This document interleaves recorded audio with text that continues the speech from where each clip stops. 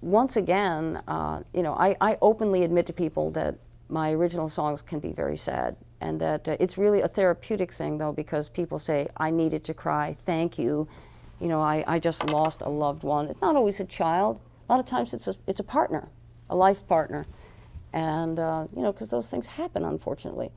And people say, I remember a lady saying, I cried throughout that whole song. I wrote it about a really wonderful man. We were together for 10 years. He suddenly got this thing. He had to leave. He had to have space. You know how that just happens sometimes, where one thinks it's great and the other one goes, I love you, but I'm leaving. No particular explanation. So though he didn't come back, he said he was coming back. He didn't come back, and in my grief over that situation and in my shock and grief, I wrote this song called Like a Shotgun, which meant the words, don't take this personally because I love you very much, but I'm leaving. Those words were emblazoned in my head, that those words were so powerful that it was like a physical thing, like a shotgun. I felt the words coming at me and knocking me over. He didn't lay a hand on me, but that's how real and physical emotions can be, like the emotions delivered by those words. I saw him again a year later, and the day he left and said, don't take this personally, etc., I had a terrible ominous feeling, like something bad was about to happen. And I thought, in my mind, I said, this is worse than forever. Those funny words came in my head, this is worse than forever.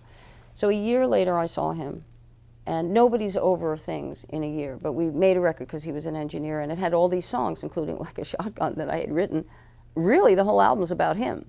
But he very graciously made the record sound good. It won Adult Contemporary Album of the Year, won the Narrative Award. Tornado is the name of that CD.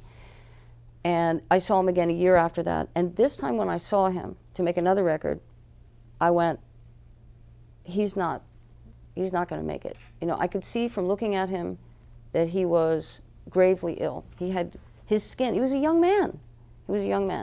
His skin was gray. His whole skin became gray. I've never seen it since or before.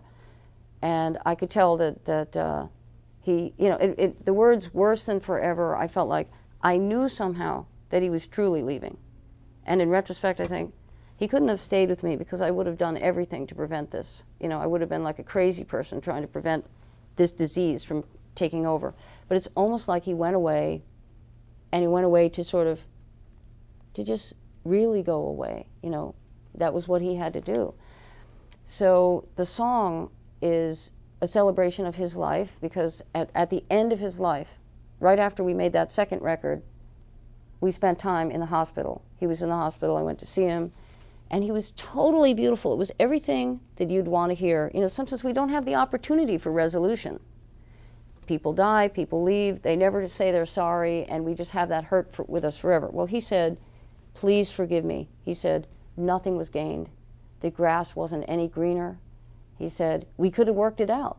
He said, I see this now. He said, please forgive me. He said, I know I did the wrong thing, and I know I hurt you. And I mean, how could I not forgive him? I totally forgave him. And I said, can you forgive me? Because in 2 years, there's plenty of time to think about, wow, he had a lot to tolerate in me as well. Look at all the things I wouldn't do now that I did then.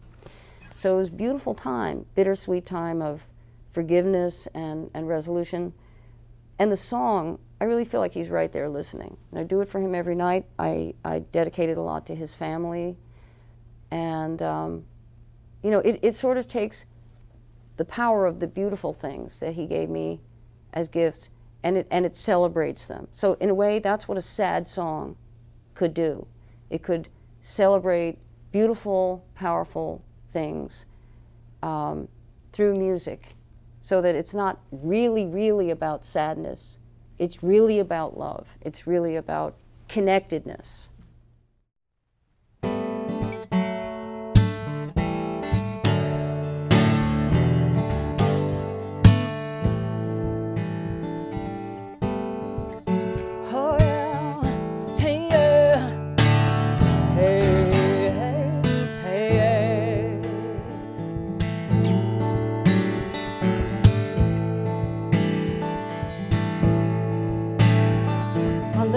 Streets of London, stone churches reaching high. We were standing in a doorway beneath a gray and moody sky. You were staring out to nowhere. Your face was gone and have been November. You were leaning in the wind, watching families with babies. Lovely ladies kept you right, and the children with their colored hats, and the tourists strolling by. Saw your face in Paris on the dark and smoky night, smoldering like a man obsessed. Fear was in your eyes.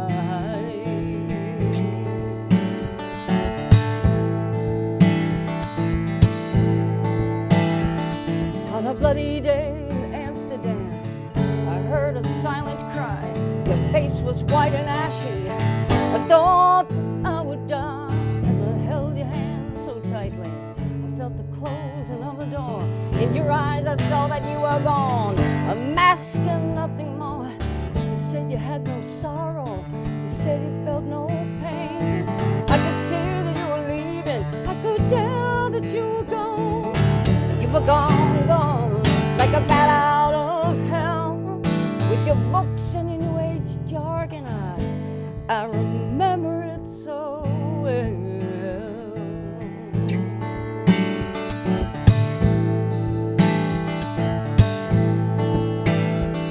At a restaurant in Brussels, we were waiting for a train, with the glaring yellow lights above, cheese on dry bread again. With the square, the birds were sleeping.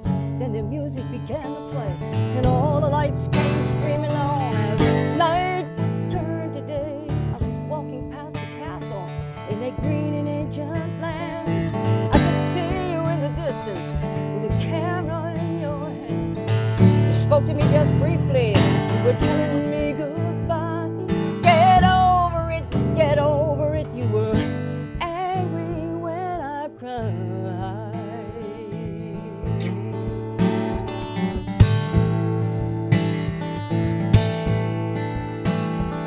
Like a ghost sent from Hades, I heard the funeral bell. The voice was like a shotgun. Words struck me and I fell. You were talking like a cowboy. You were telling me goodbye. You said you might come back someday. I knew it was a lie. You even said you loved me, not to take it personally. And all the years went up in smoke, 'cause you needed to be free. You were gone, gone. You were doing it your own way. You were moving on to greener fields. You just